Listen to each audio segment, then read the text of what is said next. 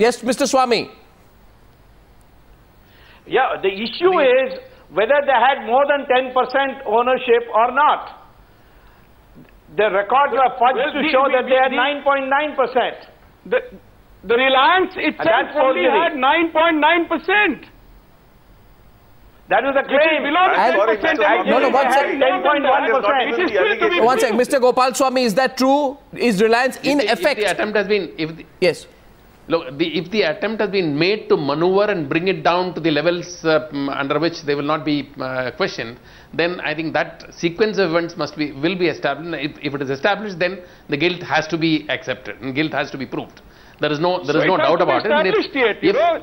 There is a lot of difference between what it was originally and what it was maneuvered to be. If there is maneuvering in order to bring it down, in order to comply with nominally comply with the law, then one has to infer the idea behind it was to escape the provisions of the law. In which case you have to take action. The inference can't be in this discussion. The inference has to be proved in a court of law. No, but I'm asking you a question. Sir, Mr. Kumar, please allow me, sir. Yes, tell me. Allow me, sir. Specific question nowadays. Tell me. Only 9.9% you're saying is held by Reliance Telecom, rest 90.1% by Tiger Traders. My question to you is, please answer me specifically. Didn't Hari Nair misrepresent facts when he claimed on February 1st, 2007 that the majority stakeholder in Swan is Tiger Traders Private Limited and that neither Reliance ADA Group nor Anil Ambani nor his family held any shares in Tiger Traders? In other words, that Tiger Traders, not Reliance ADA Group, is the real owner of Swan. Now, that does not fall in line with what the CBI has found. No, the CBI is saying that the companies which Tiger Traders is holding, their Tiger Traders is also held by some two other companies. No, those two other companies are held by some other persons. Now, who is holding what? Now, you are trying to complicate the issue. There is no name of ADAG there. Sir, I'll hold it up for you because I'll hold it up for you because I don't know if you've seen the CBI report. I can send you a copy. Maybe the CBI will eventually give it to you. You can send me a copy. I'll go through it. No, it says clearly here, out of funds, sir, it is written here, I'm not speculating, out of funds arranged from Reliance Telecom, its associates, the net worth of the company was created. The whole thing, the whole story is given out here, sir. And also that Reliance tried to avoid detection. Also of the charge sheet. No, it's all out in the open now, sir. I have the whole CBI report. The CBI cannot present a charge sheet which is factual. So I am saying that CBI report is exactly what the charge sheet is saying. So now are you saying the CBI is, see what the CBI finds is... No, should we dump what the CBI has found? Should we dump what the CBI has found? No, I am not saying dump, but we also will to the get a chance JPC. to rebut everything. What is the culpability of Mr. Anil Ambani in this? Everything. The charges have to be framed. What is the culpability of Mr. Anil Ambani in this? No, there is no culpability of Mr. Anil Ambani. If there was some, they would have made him an accused. They have not made him an accused. How can you name somebody to be made an accused when he is not, CBI is not saying he is I'm asking you. So he didn't know. Anil Ambani didn't know. Whether he knew or not is not even whispered. No, question is specific. You're prefacing it with the whether. My question, did he or did he not know? From your information. Well, you see, as a lawyer, I only read black and white what is given in the papers. I do not know. I have not had any meeting with Mr. Anil Ambani to say anything to you on this channel. I represented Gautam Doshi and that's about it. Okay. Mr. Gopal Swamy, where is this going now? Mr. Gopal Swamy, where is this going? You're the petitioner here in this case. Yeah, look, it's a fact that one needs to bring it to the court and get the matter proved. And I think from what you say, if the CBI report contains enough information, then that's enough to prove the point. I mean, there's no need to speculate as to who is involved, who is not involved. No, see, it's all in the open, and it will come out when the case is finalized. I mean, when the case is heard and finalized, all these facts will have to be placed.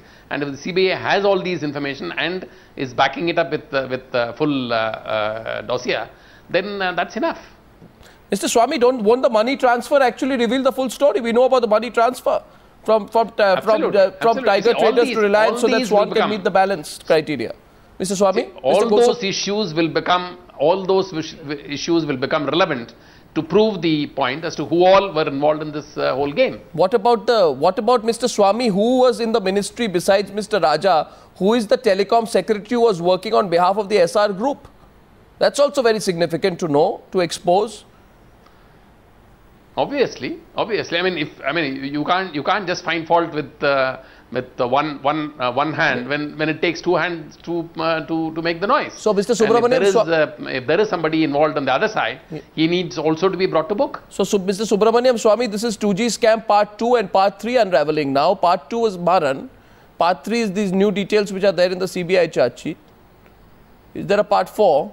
Well, yes, there is a part 4. There are Congress ministers involved. Their names have to come out. And there is proceedings going on in the Supreme Court just now. And it will be heard in detail on the 24th of August. Okay. So it's going to be part 4, part 5, part 6, I think probably part 9. Okay. Interesting thing is Dayanidhi Maran, of course, even through part 3, despite being the principal protagonist of part 3, is refusing to resign. That's also very interesting here today. We are in a strange situation. Yes, no. May I intervene here to say but you that are not what discussing CBI is just now established. About the Tatas being given what a the clean CBI sheet. just now. May I just say As that far the as below- CBI has established an offence has been committed. Now the CBI's job is to find out how far it went up. Did it go all the way to Anil Ambani or not? That's true. Now, as far as this Tata is concerned, just because the CBI says they are clean, doesn't mean they are clean. Okay. A subsequent document can come and establish that they should be brought in. That's what happened when I took up the matter of the national security angle and this Maxis question. Both these questions came because of my intervention in the Supreme Court. Yes. I have not had the time to study Mr. Tata's matter yet. Okay, you've not had the time to look at that matter yet. Mr. Vikas Singh, quick last word from you. Yes, I'll tell you, Arnab, one very important thing. As far as this maneuvering is concerned, I mean, if you are permitted to hold 9.9% in one company and in the other company, that per se will not make it an offence. I mean, the fact that the law permits somebody to have a certain percentage of shares in there is a concept of a juristic person. A company is a juristic person. Yeah. So if a company, whether it be Tiger or whether it be Reliance Communication, if they are separate juristic persons, and as long as the corporate veil is not lifted, you can't say that just because you have a 9.9% holding in this company and accordingly you can be made an accused. That can't be. That is not the law in this country today. If you have done so, if you had a 10 point, you are entitled to manage your affairs in such a manner that you are compliant to law. If certainly, you managed it by keeping it at certainly, 9.9%, as long as the CBI cannot prove that can't be a basis. As long as the CBI can't prove that you have actually been involved in some kind of an illegal gratification. No, not gratification, not gratification alone. Not gratification. As long as the CBI cannot prove. No, not gratification. You are again on gratification. I don't know. As long as the CBI, I know what the gratification is. As long as the CBI cannot prove that this was done intentionally to escape the regulatory purview existing in the country under the DOT, that's what I'm trying to. Not gratification. That's what I'm trying to tell you. Even if you were to escape the regulatory purview by doing this splitting of shares in then you are wrong. Then you are in the wrong. 9%. No, that's not criminal. I agree. So then you are in the wrong. Mr. Gopalaswamy, even then you are not wrong. Sorry. I agree. I entirely agree with you. That will not be a criminal liability. That's not acceptable at all. That will not be a criminal liability. That's not acceptable at all. You can always tax planning. No, tax planning, but you can't route money. You can't route money through foreign countries and islands in a manner to escape the regulatory purview of your country. The day you allow that, this country will descend into absolute chaos. Mr. Gopalaswamy?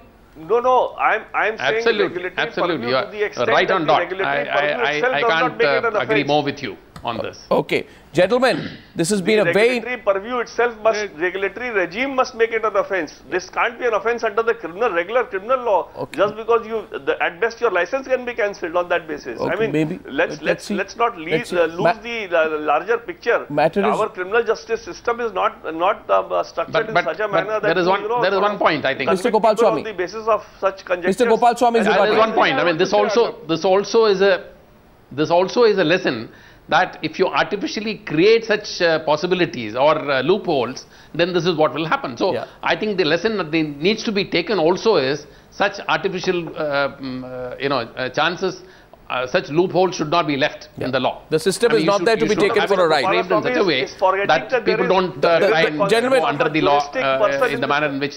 I say one more thing, Arnab, one last line. Yeah.